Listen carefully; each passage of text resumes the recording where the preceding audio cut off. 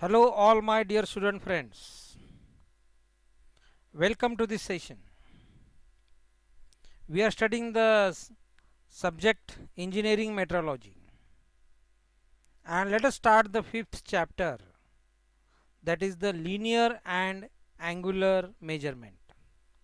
So first of all, the linear measurements.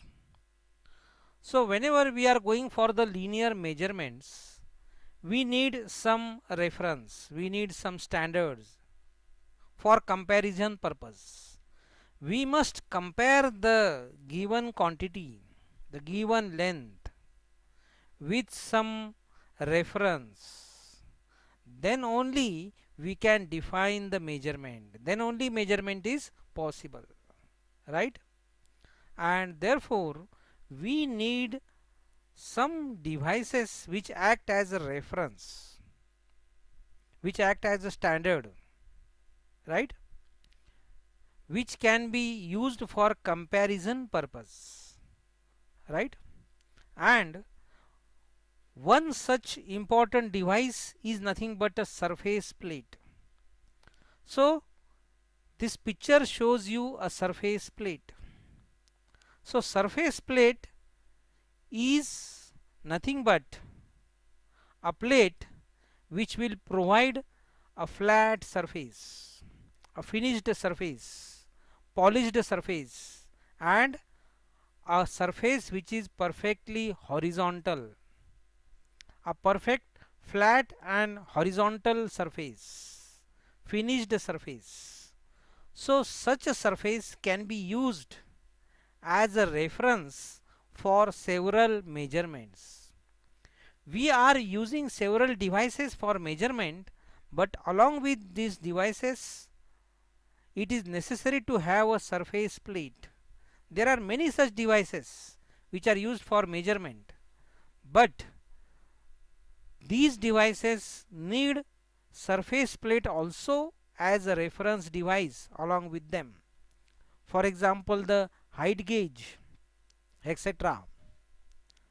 So this surface plate is a solid flat plate used as the main horizontal reference plane. Surface plate is nothing but a solid flat plate used as the main horizontal reference plane. So surface plate is used as the basic or the chief horizontal reference or horizontal reference plane for precision inspection, marking out for preparing the layout, and setting up the tools and the tooling setup. Surface plate is necessary device.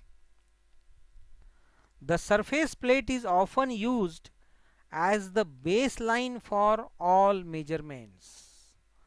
So the baseline which is used for the various measurements, almost all the measurements, is nothing but the surface plate.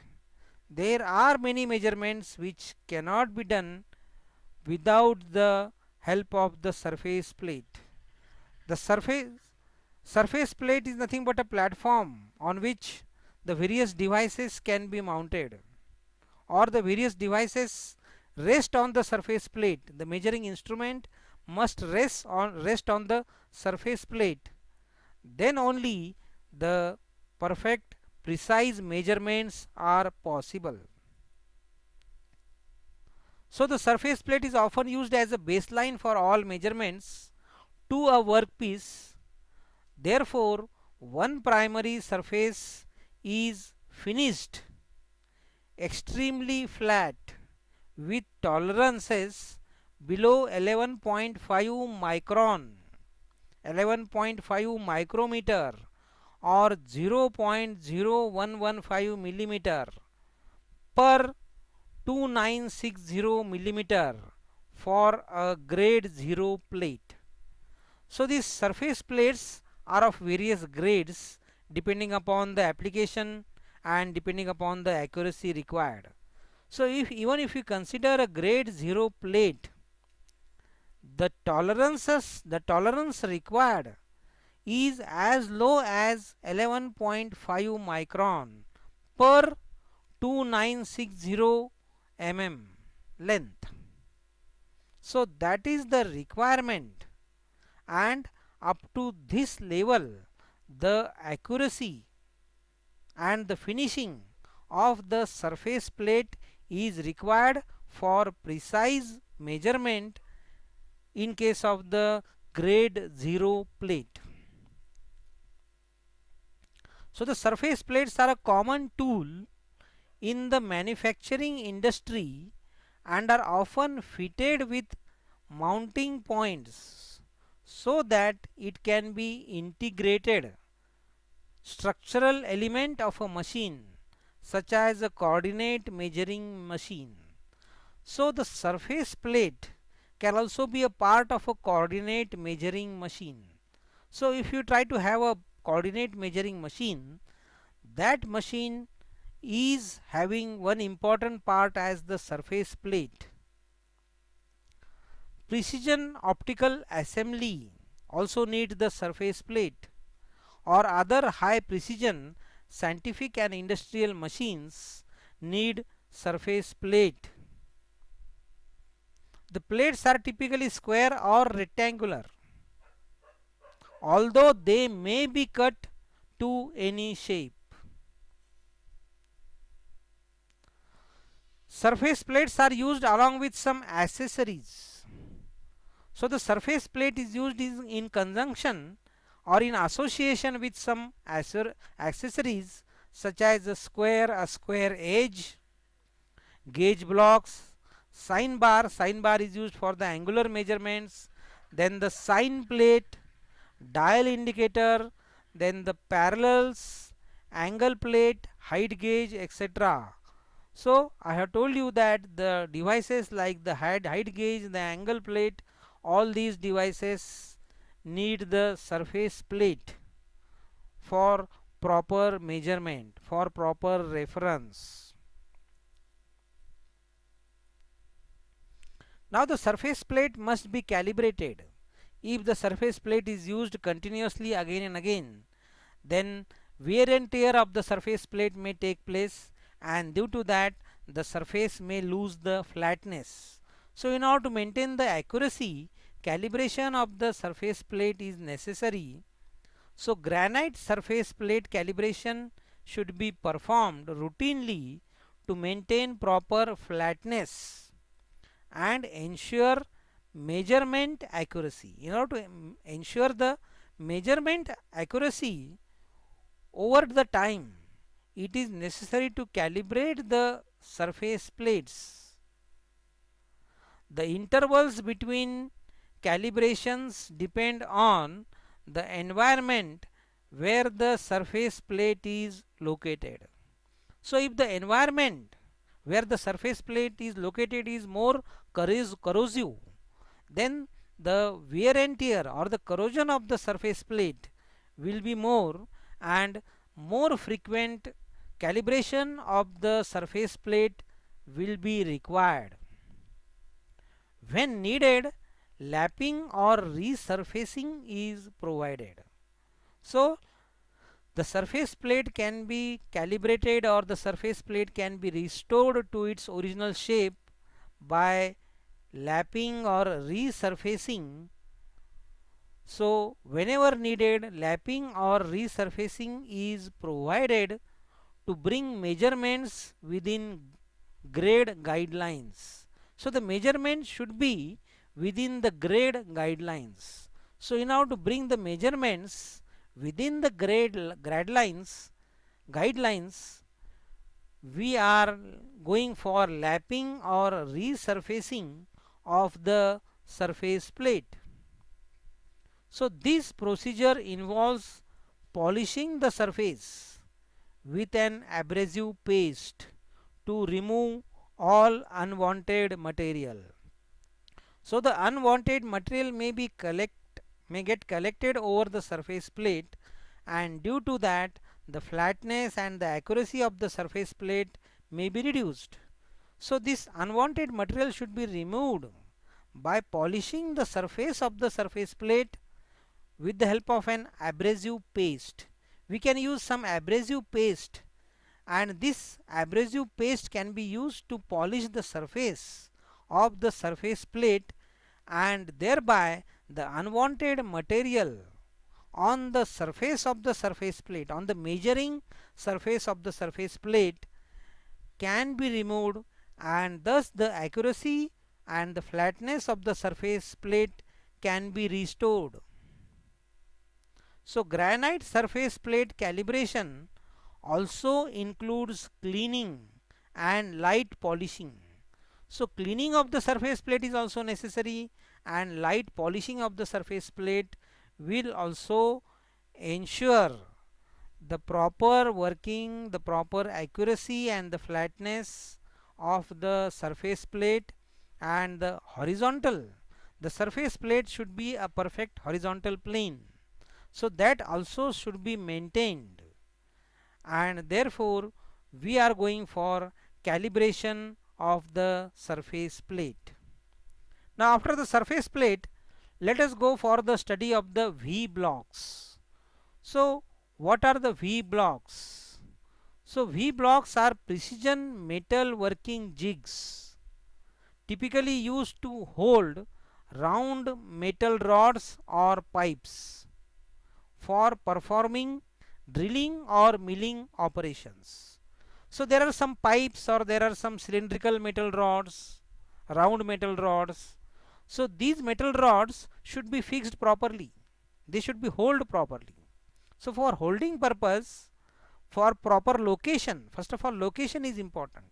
So the best location for a cylindrical workpiece, maybe a pipe or a cylindrical workpiece, a metal rod, the V block is the best location device. So with the help of V block, this can be properly located. The cylindrical jobs can be properly located, and then after location, proper location, they can be fixed, right? And after fixing, we can perform the certain operations on these particular cylindrical jobs, like drilling or milling operations. So the V blocks consist of a rectangular steel or cast iron block. So this is nothing but a rectangular steel or cast iron block with a 90-degree channel rotated 45 degrees from the sides, forming a V-shaped channel in the top. So there is a rectangular block, but in this particular rectangular block, there is a V-shaped channel at the top, or we can say there is a V-shaped slot, throughout slot at the top of this particular block. So we can understand this with the help of the picture of this particular block. We are going to see the picture. So a small groove is cut in the bottom of the V. There is a small groove at the bottom of the V also, so that some small material can be collected there, and it will not interfere in the measurement. So these V blocks often come with screw clamps to hold the work. So along with the V blocks, screw clamps are also provided very often, so that with the help of the screw clamps, the workpiece, the cylindrical workpiece, can be properly clamped, can be properly fixed, and then the drilling or milling operations can be performed. Because without proper clamping or fixing of the job, we cannot perform operations like drilling, milling, or any other cutting of that particular workpiece. Any other machining process of that particular workpiece cannot be performed until unless that workpiece, that cylindrical workpiece, is clamped properly, and with the help of V block, clamping of that particular workpiece is possible.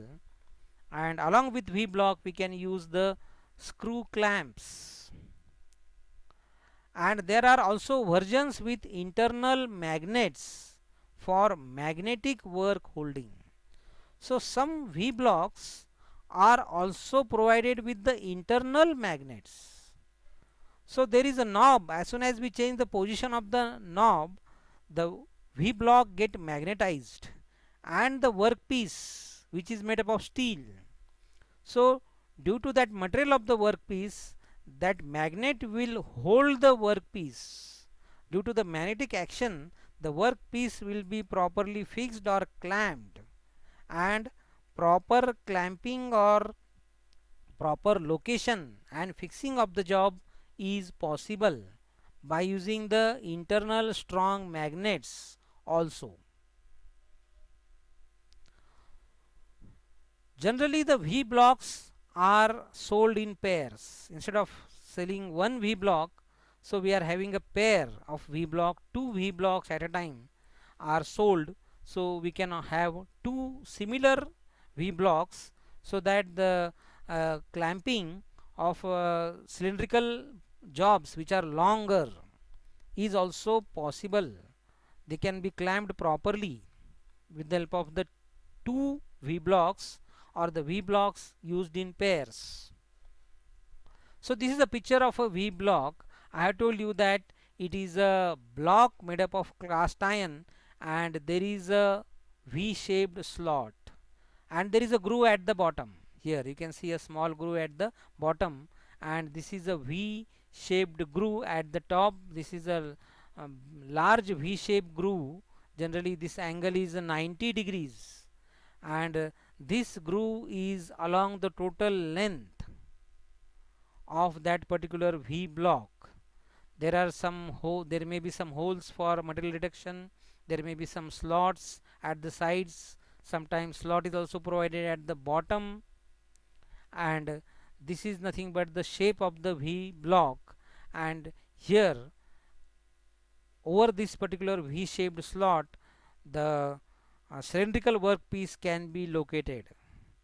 So this V block is also accompanied with this particular screw clamp. So this is nothing but a clamp, screw clamp, right? So this is a rectangular groove at the bottom. This is a V block. It is having the, here several grooves are shown, lateral grooves, one and two lateral grooves on one side, two lateral grooves. Here only one lateral groove is there, but here number of grooves are more, right? So here there is one lateral groove, here also one more lateral groove. This is a clamp, right? This is a 90-degree channel V. So V block having V channel, V shaped slot throughout the length, okay? And then this is a clamp, right? And the clamp is having a screw, right?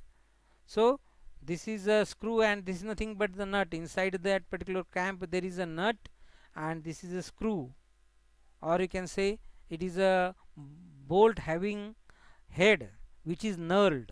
So knurling of this head is done, so that manually it can be rotated, and manually the job can be clamped just by rotating this particular head, which is provided with the knurling. So by knurling, proper rotation is possible. So manual handling or rotating with the help of the human fingers is possible due to this knurling. And here the threads are provided. So here you can see the external, these are the external threads, and here the internal threads on this particular nut. Nut is present inside the clamp, and over this screw we are having the threads, external threads, right? Now here you can see the workpiece which is clamped. The workpiece is first of all located on this particular V block. This is the workpiece, cylindrical workpiece, okay? So it is placed over the V slot of this particular V block, right? And then with the help of this clamp and this screw, clamp screw, and this U clamp, this is a U shaped clamp, right, along with the slot and all this. So this workpiece can be properly clamped in this way, with the help of this particular V block and the screw clamp. Here you can see a pair of V blocks. So these V blocks are magnetized V blocks. So they are provided with the internal magnet, right? So these pair of V blocks are provided so that a longer workpiece can also be located properly, and this is nothing but a knob. If you change the position of this knob, then the magnet which is present inside will be activated, right? So internal magnet is present, and due to the activation of the magnet, the workpiece will be hold firmly for the uh, operations. Various machining operations can be done on the workpiece after clamping the workpiece with the help of these V blocks, along with the magnetic action, or along with the internal magnet which is present inside the V blocks. So here you can see that with the help of the pair of V blocks, here you can see the two V blocks or a pair of V blocks, a longer workpiece is clamped. These are the clamps, and first of all, these V blocks are properly resting on a corrugated plate, horizontal plate like a surface plate, right? And then uh, this job is properly clamped, properly first of all located on the V blocks, and then it is clamped with the help of the clamp, screw clamp, and in this way proper clamping of the workpiece is possible for further machining processes which are required to be done on this particular job. So these are the various figures and the pictures of the V blocks along with the clamps.